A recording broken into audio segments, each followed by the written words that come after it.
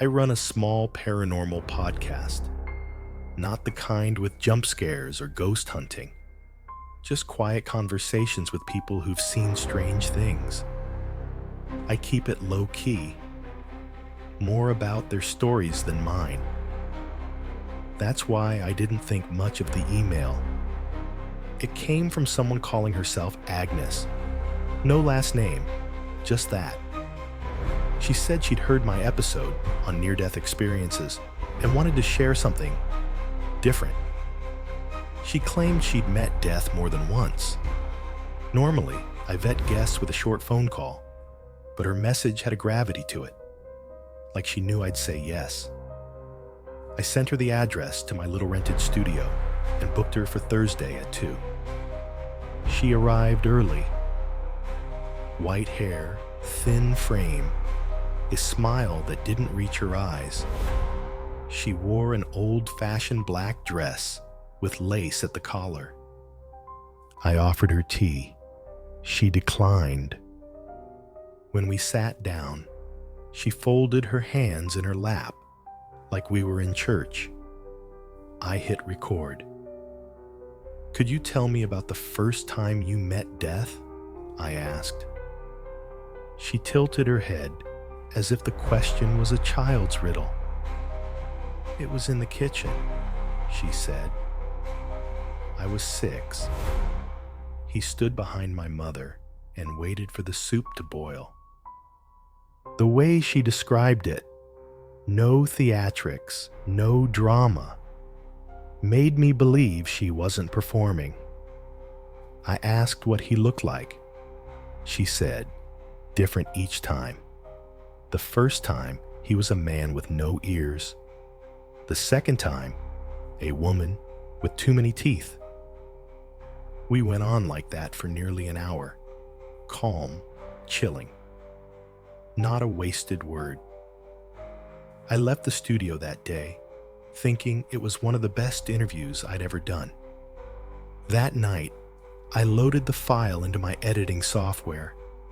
I hit play, and it was just me.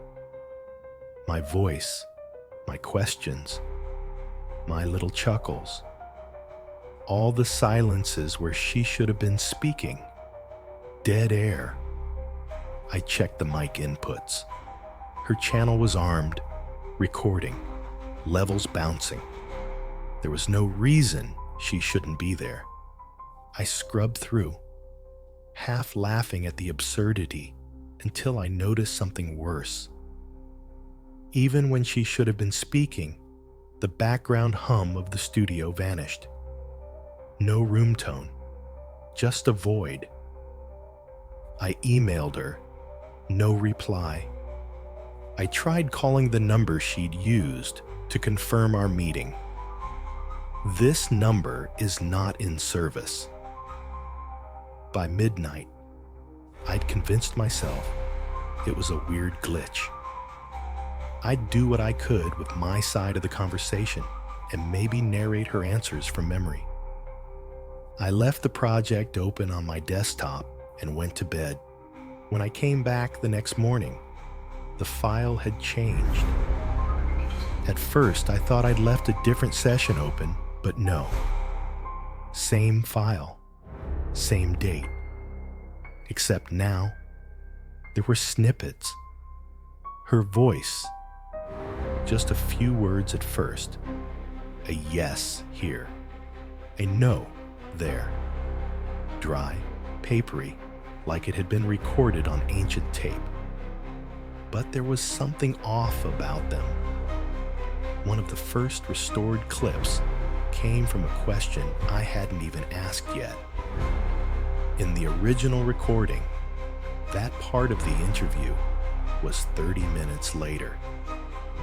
And her voice in the clip said, "You will ask me about the car, and I will tell you not to look." I scrolled to the timestamp she was referring to. That section was still silent. It stayed silent until 2 nights later. Each time I opened the file, there was more of her. answers sliding into place like pieces of a puzzle, but not always in order. Sometimes she'd respond to a question before I'd asked it. Sometimes she'd answer things I'd never said at all.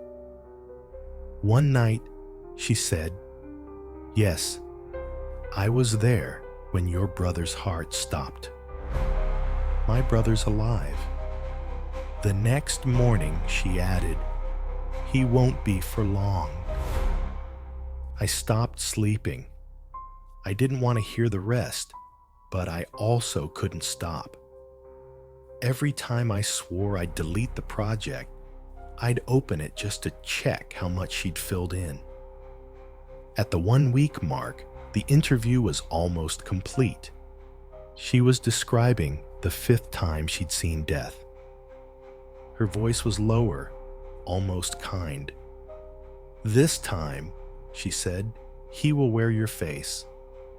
The second to last answer appeared while I was watching the waveform. It was like watching something grow.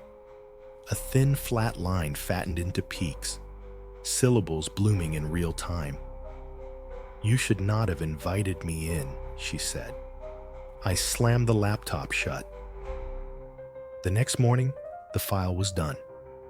Every question, every answer, except one. The final question in the interview, the one I remembered clearly asking, was still just my voice. "What about the last time you saw death?" No answer. I should have left it there. I should have walked away, trashed the file, burned the hard drive. Instead, I hit record. I leaned into the mic and asked it again. This time, I got my answer. Only it wasn't her voice anymore. It was mine. And it said, "Right now."